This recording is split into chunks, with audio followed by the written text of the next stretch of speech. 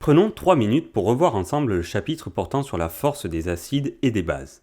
Commençons par les définitions qu'il faut connaître par cœur. Qu'il s'agisse d'un acide fort ou d'une base forte, la définition est la même, à savoir leur réaction avec l'eau est totale. Par conséquent, lors de l'écriture de l'équation de la dissociation de l'acide fort dans l'eau, il faut mettre une simple flèche pour signifier que la réaction est totale et que l'acide est entièrement dissocié. Il en est de même pour la dissociation d'une base forte dans l'eau. A l'inverse, la réaction d'un acide faible ou d'une base faible avec l'eau n'est pas totale. Et, dans ce cas, l'équation de dissociation avec l'eau comporte une double flèche pour signifier que la réaction est équilibrée, et que l'acide faible que l'on a pris en exemple ici n'est pas entièrement dissocié. On traduit cet équilibre par une constante d'acidité notée Ka. Elle est sans dimension et dépend de la température. Elle est caractéristique d'un couple acide-base noté Ha/A-. Cela signifie que deux couples acide-base différents n'auront pas le même Ka. Pour calculer la valeur de Ka, on applique la formule suivante pour des concentrations qui se trouvent à l'équilibre, et avec C0 correspondant à la concentration de référence conventionnellement égale à 1 mol par litre. Il faut savoir que cette constante d'acidité, Ka, est souvent tabulée sous forme de pKa, et qui correspond à moins log de Ka. On pourra aussi calculer la valeur de Ka connaissant la valeur du pKa grâce à la relation suivante. Ka est égal à 10 exposant moins pKa.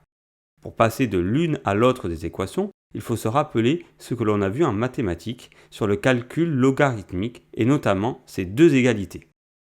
Enfin, il faut savoir qu'une solution tampon est une solution dont le pH varie peu lors d'ajout modéré d'acide ou de base ou lors d'une dilution modérée.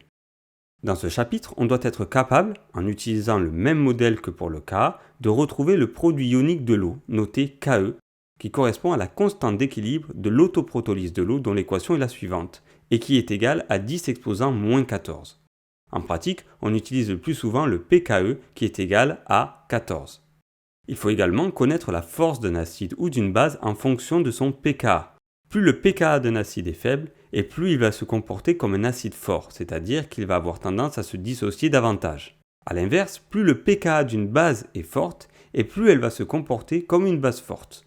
Il faut être capable de tracer le diagramme de prédominance d'un couple acide-base à partir de la valeur de son pKa et d'identifier les espèces prédominantes en fonction de la valeur du pH de la solution. Il faut savoir que pour un mélange équimolaire, c'est-à-dire lorsque la concentration en acide et en base conjuguée est égale, alors le pH de la solution est égal au pKa.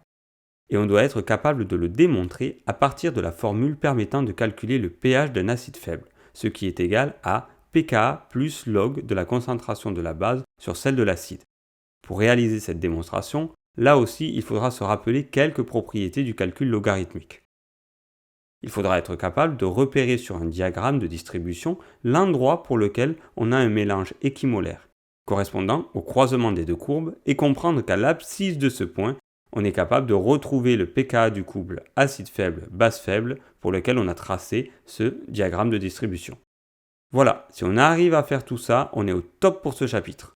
Pour s'entraîner, on peut refaire l'exercice corrigé sur le livre ou un extrait de bac comme celui qu'on a corrigé et qui va apparaître à l'écran. N'hésitez pas à récupérer la fiche en passant par le lien qui se trouve en description. Cette vidéo est terminée, j'espère qu'elle va vous aider. À bientôt!